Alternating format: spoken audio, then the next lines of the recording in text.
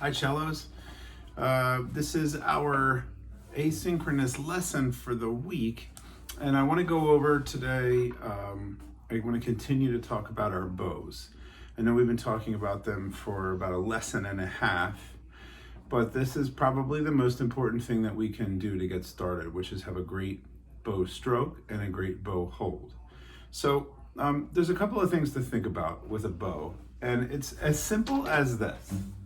If you have a pencil, if you take your right hand, if you put your thumb underneath the pencil so that your fingerprint is facing up to the sky,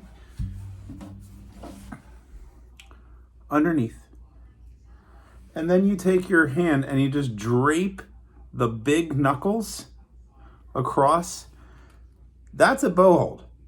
On a pencil, it's so simple. On a bow, it's a little bit less simple. So here's our frog. I have this little spot here between the edge of my frog and where my grip is. I'm gonna take my thumb, I'm gonna put it underneath. And then I'm just gonna drape my fingers across the bow. So 2 steps get that done. So that feels a little bit weird when it's in the air, but the idea is when it's on our cello, the cello is doing all the work holding it up, not our hands. So it's a little bit of a loose stroke. Notice how my fingers are spread apart. I don't have them together and I don't have them pinched. I have them kind of draped. Actually, they're draped over the bottom of the bow. See how they go to just kind of fall down? And I mentioned to some of you before, when I teach some younger students how to play cello, I teach them how there's a mouth and the mouth is coming to eat the bow. And that's how we get a grip. And I know that sounds silly, but it's a great way to think about it. Here's the mouth eating the bow. And all I did was I just curved my fingers around. And you don't have to tell anybody if that's how you think about it. I think about it sometimes too. So it's okay if it's in your brain that way. Remember, our cello is facing out. The holes in the cello are it's the mouth. It's the conversation piece. So if you're talking to somebody and they're in front of you, you don't talk to them with your mouth facing this way, right? You face them and talk to them. Same thing with the cello. We're having a conversation, so keep your cello in front of you. Some people say they give their cello a big hug, and that's how they know it's in the right spot. So if you are somebody like that, go right ahead. Okay, now, between my fingerboard here, the black fingerboard, and this like cream colored bridge, this is our bow lane area. This is where our bow should go. I'm gonna put my bow right next to the fingerboard. I'm gonna start at my frog and I'm gonna pull down to my tip.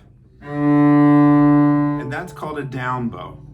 And now I'm gonna take my up bow tip, pushing up. So down, up,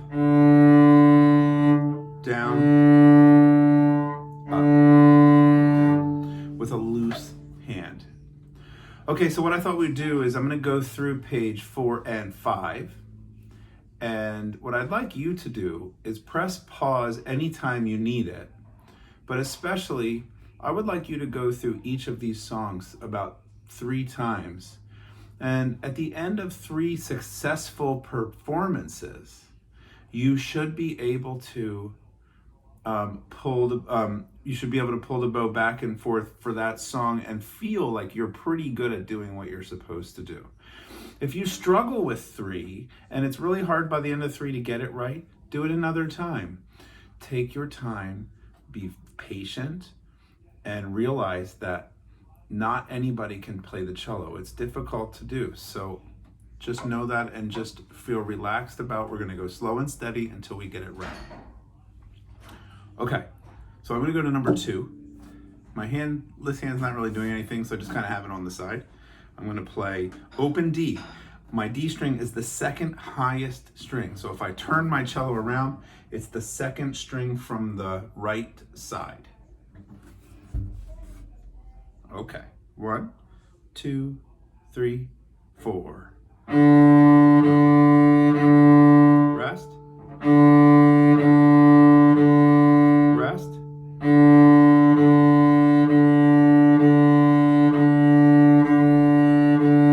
Rest. Now we go to A string. So I'm going to go to the top string. I want to do the same thing. Press pause and do that number 2 a couple of times if you need to, okay? All right, here we go. 1, 2, 3, and 4. Rest. Rest.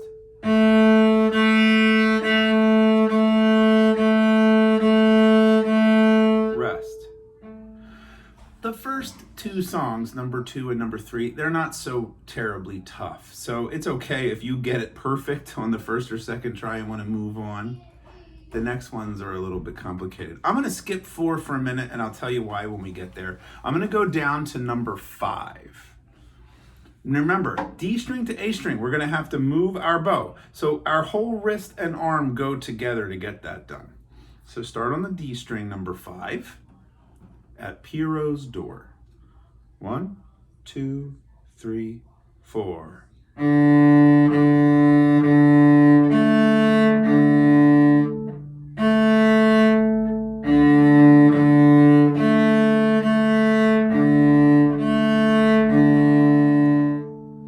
Okay, so D, D, D, A, D, so you gotta cross over and then come back.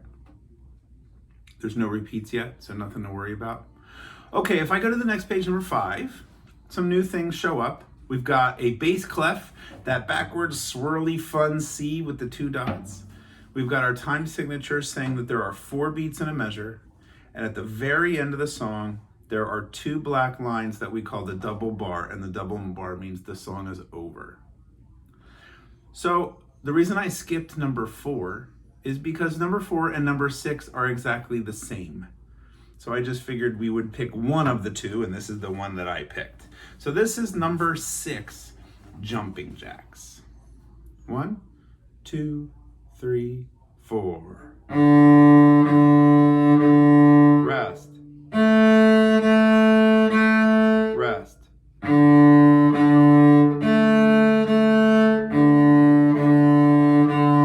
Rest.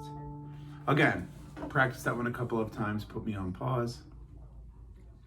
Number 7, I think, is the hardest one in the 2 pages. So I'm going to go a little bit slower on this one. Of course, if you can go faster, go right ahead. But I'm going to go just kind of a medium speed here. Okay.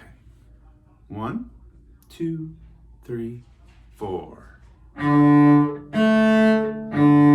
Rest. Rest.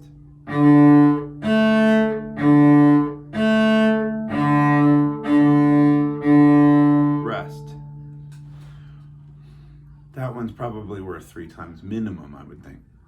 Okay, now we got some repeat signs. If we go to the very end of a song and we have the 2 double lines, well, 1 set of double lines, and we have the 2 dots in front, the dots tell us to repeat. So when we see the repeat sign, I'm going to go all the way back to the very beginning.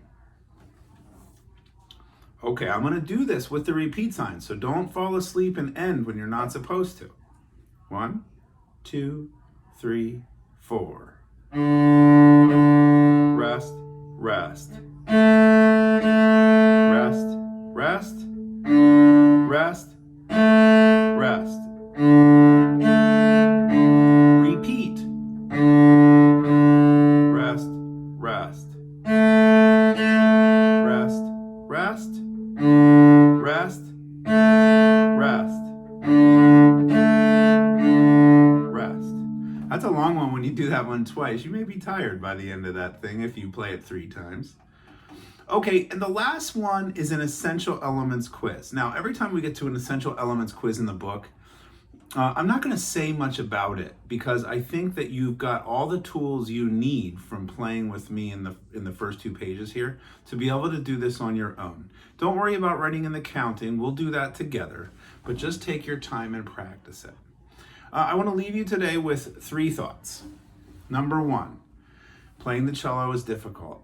Playing any string instrument is difficult. If it was easy, everybody would do it, but it's not, so not everybody does it. So I want you to remember that if you're feeling a little frustrated. I want you to remember that this takes time and patience, and we will be great together if we find some practice time to go through the music and go nice and slow.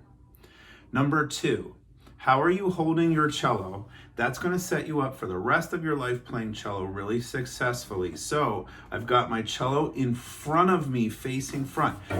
Some people will try to kind of do these weird things with their body when they're not paying attention. Make sure it's facing forward. And the third and most important thing for the day is that 2-point monster grabbing bow stroke. If you can remember steps 2 and 3, you're going to be the most successful cello player in the whole world in no time. Have fun, go slow, be patient, and I'll see you for lessons next week.